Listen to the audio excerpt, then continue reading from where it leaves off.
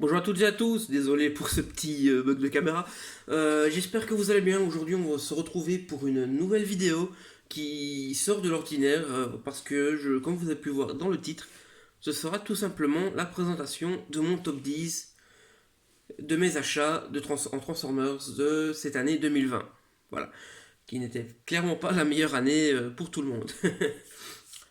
Donc voilà, voilà. Ce n'est pas la seule vidéo qui va sortir ce soir.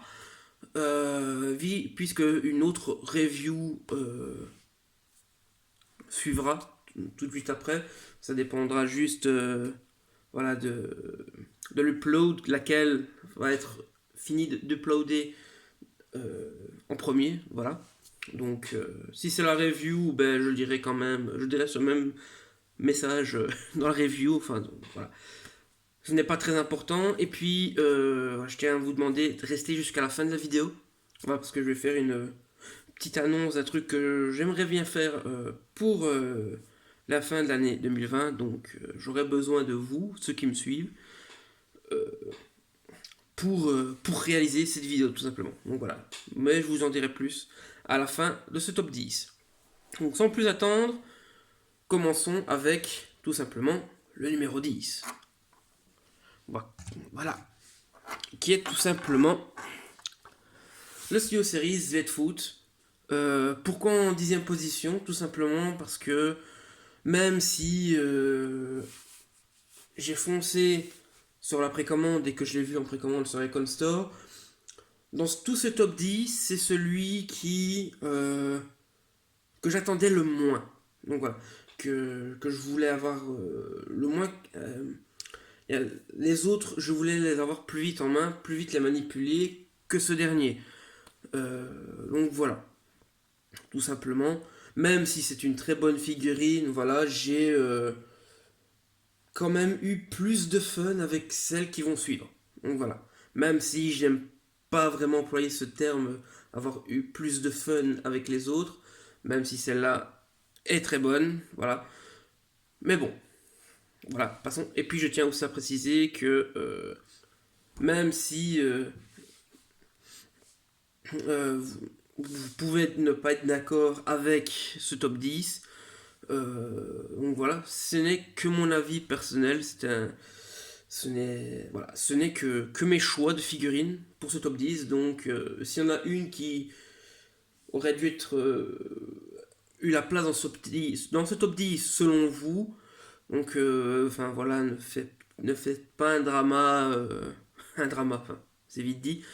Euh, Ne venez pas, ne vous plaignez pas si telle ou telle figurine n'apparaît pas dans ce top 10. Donc voilà, c'est le top 10 de mes achats, pas des vôtres. Donc voilà, respectez mon avis, mon opinion.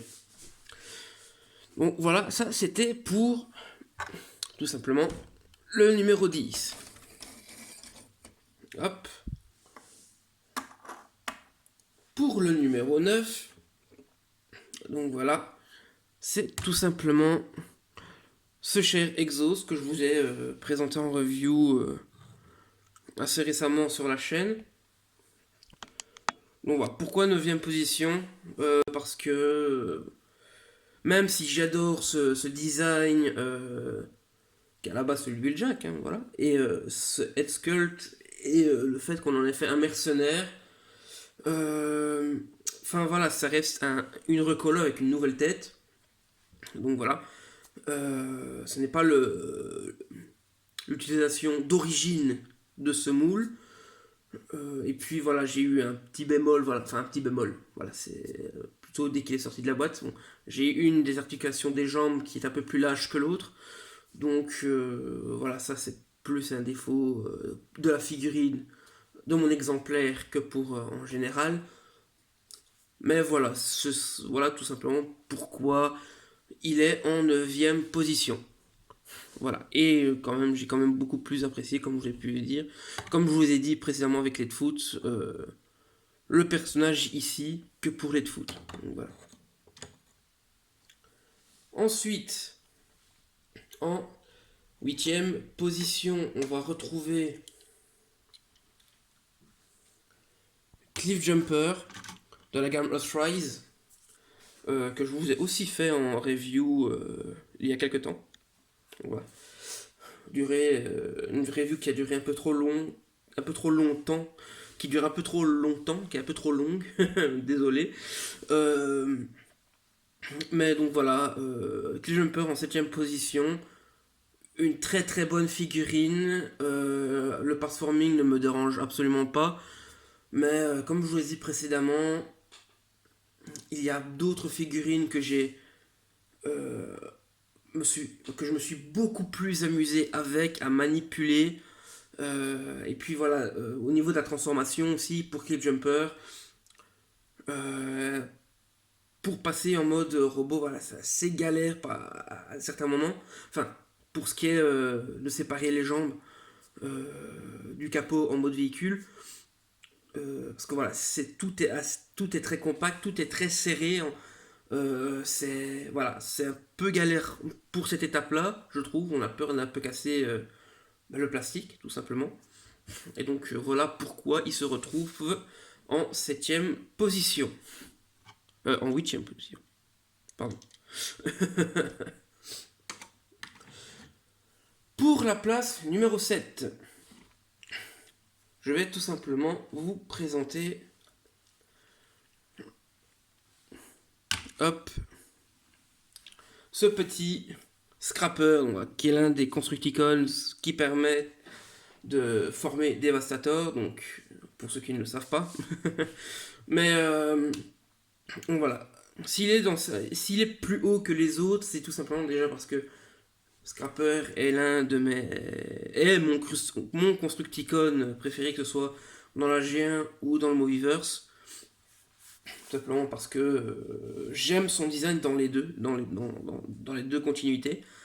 Et puis, c'est un personnage que je voulais tellement en figurine en 2009 qui n'est jamais sorti. Euh, qu'on a eu voilà, dans la gamme Studio Series finalement pour former Devastator.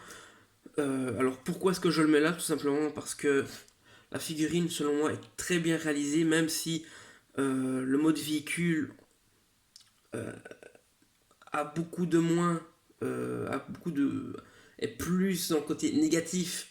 euh, Tout simplement, voilà, parce qu'il se combine, enfin, il se transforme en bras pour Devastator plutôt, et donc il y a aussi le mode robot, donc voilà.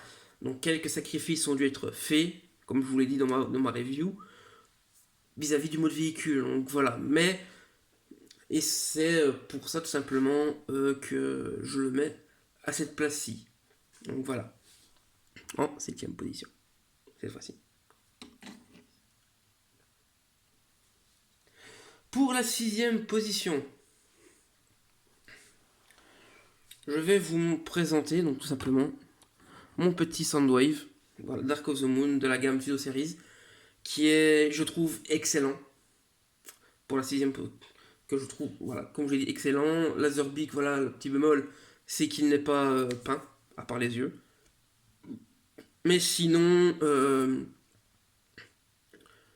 très bien réalisé, une très bonne figurine, une très bonne représentation de Soundwave dans les films, qui éclate la version de 2011. Alors pourquoi il est à la sixième position? Bah, tout simplement, je trouve qu'il y a certains moments de la transformation, notamment pour les pièces ici, qui sont un peu galères à tourner sans les déloger du socket pour le ball joint. Et aussi, tout simplement, pour la transformation du torse, pour le mode véhicule, le mode robot. Euh, Car on a tellement peur de casser l'articulation, parce que c'est très serré tout simplement, ça se bouge très difficilement. Donc voilà, c'est simplement pour ces petits trucs là que je le mets en sixième position, et il est tombé, ainsi que Laserbeak aussi. Donc voilà pourquoi il est en sixième position.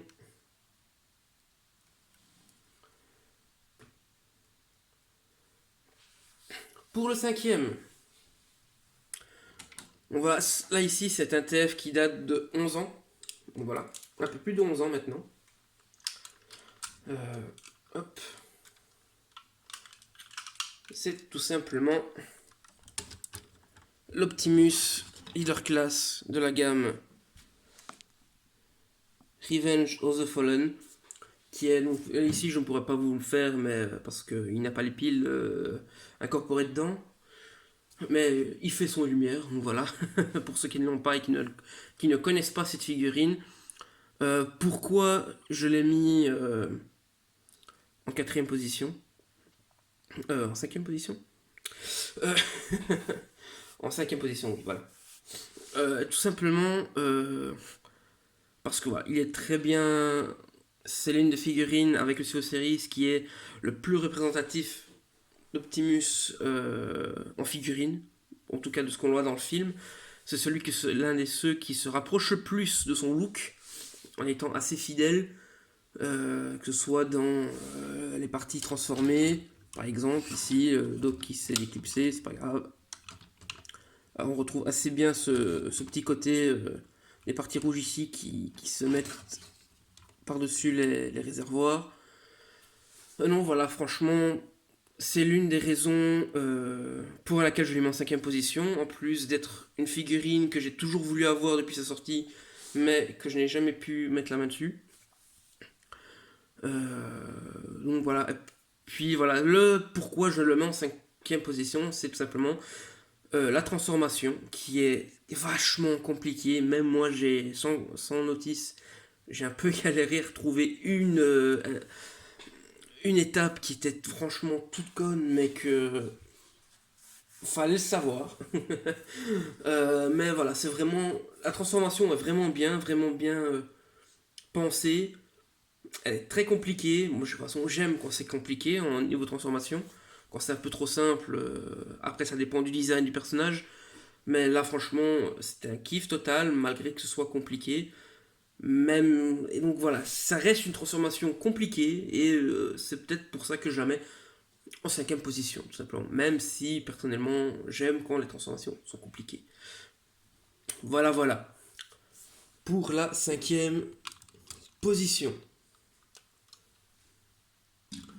Hop. Pour la quatrième position, c'est tout simplement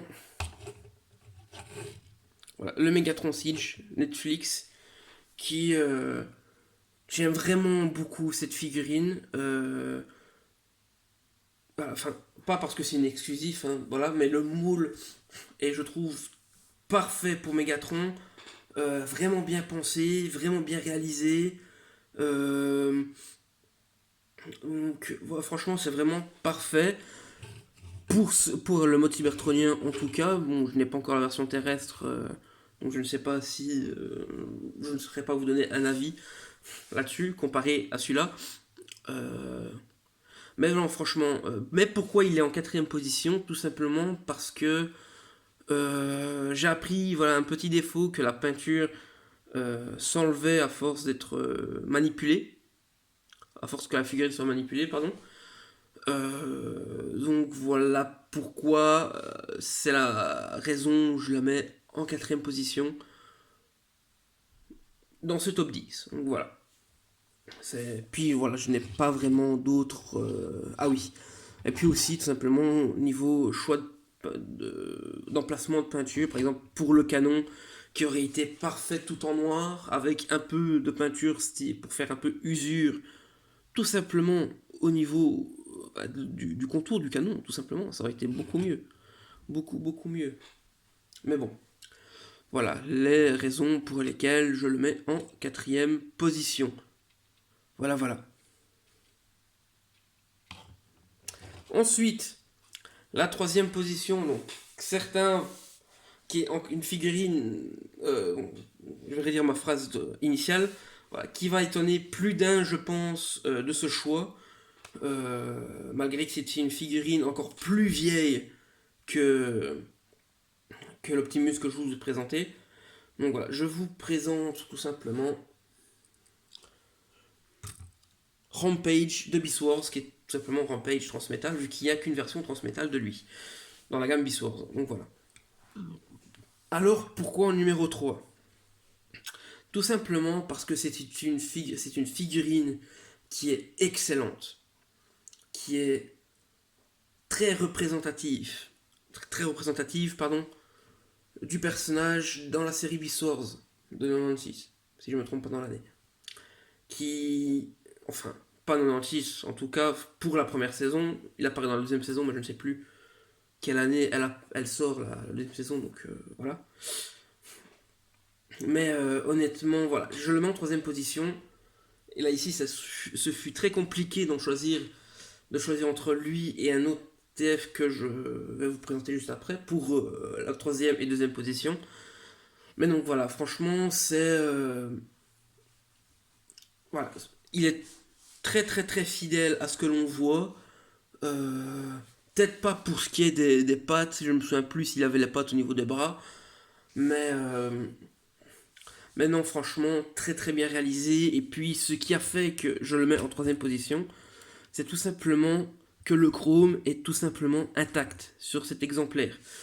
À savoir que je l'ai acheté en occasion, pour ceux qui me demanderaient. Bien entendu. Ce n'est pas un TF qui n'avait pas été déballé ou été déballé puis remis dans sa boîte. Non, là je l'ai vraiment reçu sans la boîte. Euh, donc voilà, le seul truc qui manque c'est un seul missile. Sinon il est complet de chez complet. Donc voilà, voilà pourquoi j'ai décidé de le mettre en troisième position. Donc voilà. Certains vont être étonnés de voir un Beast Wars dans mon top 10. Mais bon, voilà. C'est mon choix. J'aime Beast Wars et cette figurine, pour moi, méritait d'être dans ce top 10. Maintenant, on va arriver dans ce top 2. Donc voilà. Donc déjà, le top 3 était assez compliqué. Enfin, tout le top 10 était assez compliqué à faire. Parce que c'est la première fois que j'en fais un. Mais donc voilà. Le deuxième de cette liste, qui est tout simplement le Studio Series Shockwave, qui était un Studio Series que j'attendais avec impatience, même avant qu'il soit annoncé, parce que ce Shockwave est pour moi le meilleur Shockwave qu'il puisse avoir en termes de design, qui pour moi est clairement meilleur que le Bumblebee, que le Shockwave du film Bumblebee, tout simplement. Donc voilà, et franchement, qui est pour moi une parfaite représentation de Shockwave dans Dark of the Moon. On a l'impression qu'on l'a carrément pris de l'écran. Et non, franchement, voilà pourquoi je le mets en deuxième position, parce que c'est vraiment une figurine que j'attendais avec impatience, que j'aime beaucoup, et qui aurait mérité aussi d'avoir sa place en première position dans ce top 10.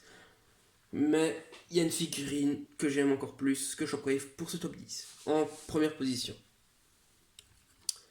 que je vais vous présenter de ce pas. Hop. S'il arrive à passer, il va sûrement vous dire quelque chose, vu que je l'ai reviewé il y a quelques temps déjà, quelques semaines, voire un mois. Donc voilà, donc pour ce top 1, j'ai envie de dire, non, on n'est pas dans Fortnite, les gars, désolé de vous le dire, mais bon, voilà. Pour ce top 1 de ce top 10, je sais, c'est pas français ce que je viens de dire, mais on s'en va les couilles. Voilà, tout simplement le Earthrise Commander Class Skylynx, qui, que ce soit dans ce mode-ci ou en mode séparé pour ce qui est de Sky et de Lynx, non pas le Lynx de Legend of Zelda, encore une fois, mais non, franchement, extrêmement bien réalisé, encore plus je trouve que Shockwave. Pour moi, j'ai vraiment pris beaucoup de plaisir à le manipuler, à le transformer d'un mode à l'autre, même le mode base, même si je suis pas très fan des TF qui se transforment en mode base alors qu'ils n'ont pas cette fonction là. Mais là, franchement, Skylynx pour moi, c'est vraiment mon meilleur achat de cette année 2020, qui est une figurine que je ne pensais tout simplement pas pouvoir m'acheter cette année, tout simplement. Question de budget et question de disponibilité de la figurine en magasin. Donc voilà pourquoi ce Skylynx est en première position dans ce top 10. Donc je vais essayer de vous réunir à peu près toutes les figurines de ce top 10 pour photo, hop là, une petite photo de groupe entre guillemets. Ça va être compliqué, je pense. Mais bon.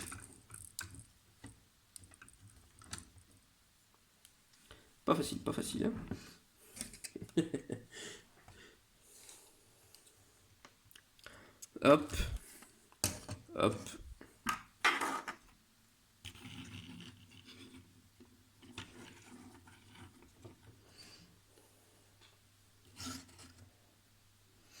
Hop. Et hop. Voilà pour ce top 10, les amis. J'espère que ce premier top 10 que je fais sur la chaîne vous plaît beaucoup. Donc, désolé pour le temps. Voilà, c'est la première fois que j'en fais un, donc je sais pas trop comment ça marche, les top 10 en vrai. Mais donc voilà, on va dire que c'est un peu un top 10 à la sauce Nelios. Voilà. Et donc voilà, j'espère que, comme je vous l'ai dit, ce top 10 vous a plu. Que mes pseudo-arguments vous ont plu, enfin, vous ont plu aussi, enfin, entre guillemets, plu.